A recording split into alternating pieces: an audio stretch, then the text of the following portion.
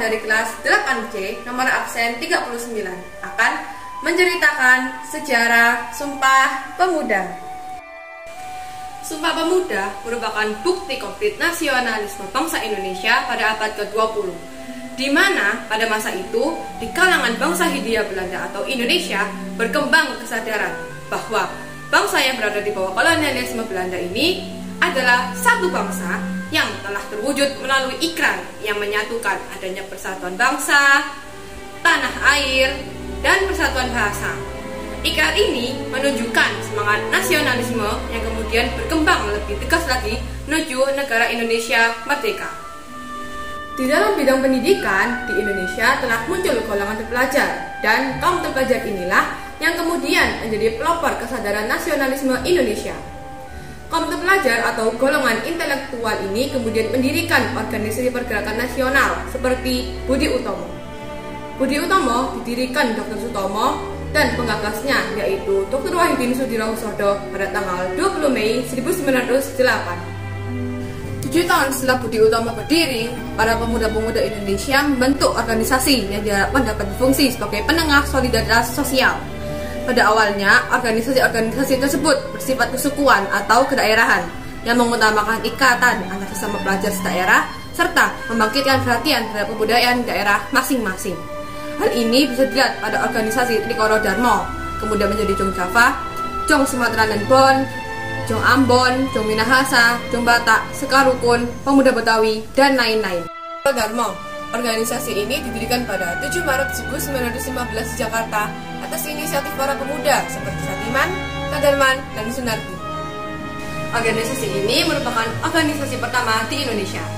Trikoro Darmo memiliki 3 visi mulia, yaitu 1. Sakti berarti kekuasaan dan kecerdasan.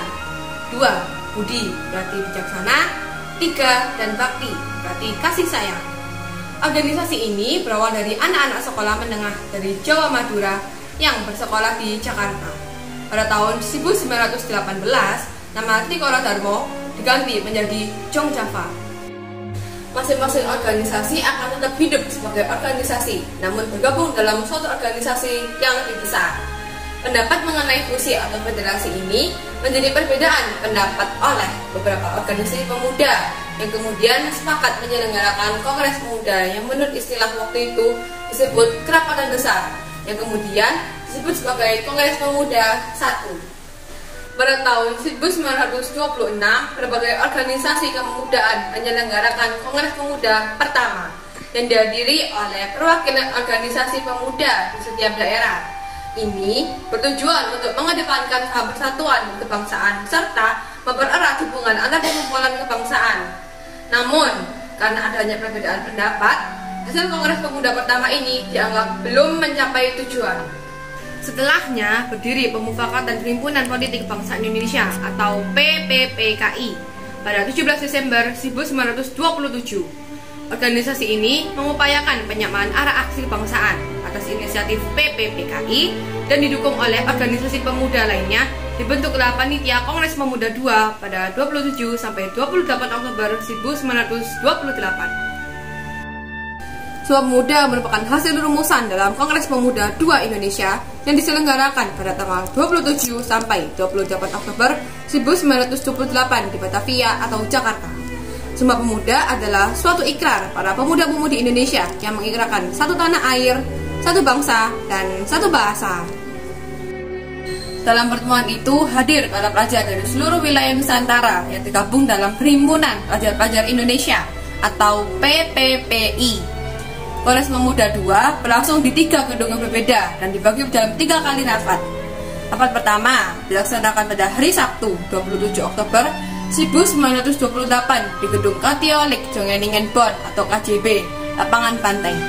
Dalam rapat tersebut membahas uraian Muhammad Yamin tentang arti dan hubungan persatuan dengan pemuda yang menurutnya ada 5 faktor yang bisa memperkuat persatuan Indonesia, yakni sejarah, bahasa, hukum adat, pendidikan, dan kemauan.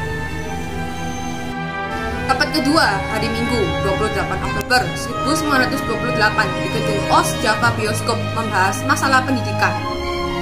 Rapat ketiga digelar di hari yang sama pada Minggu 28 Oktober 1928 di Gedung Indonesia Clubhouse atau Jalan Kramat Jaya 106 Jakarta. Tempat yang digunakan untuk pembacaan Sumpah Pemuda kini menjadi Gedung Sumpah Pemuda. Rumusan Sumpah Pemuda ditulis oleh Muhammad Yamin pada selembar kertas ketika Mr. Suranio sebagai utusan kepanduan tengah berpidato pada sesi terakhir Kongres. Sumpah tersebut awalnya dibacakan oleh Sugondo dan kemudian dijelaskan secara panjang lebar oleh Muhammad Yamin. Sebelum Kongres ditutup, seluruh peserta Kongres mendengarkan lagu Indonesia Raya karya Wakil Rudolf Supratman. Sumpah Pemuda dianggap sebagai kristalisasi semangat untuk menegaskan cita-cita berdirinya negara Indonesia. Hari Sumpah Pemuda selalu diperingati setiap tanggal 28 Oktober.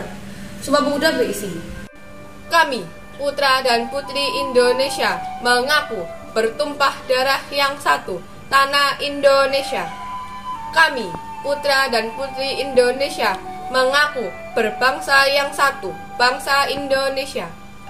Kami, putra dan putri Indonesia, menjunjung bahasa persatuan, bahasa Indonesia. Melalui Sumpah Pemuda, tanah air, bangsa, dan bahasa dapat diwujudkan untuk bersatu.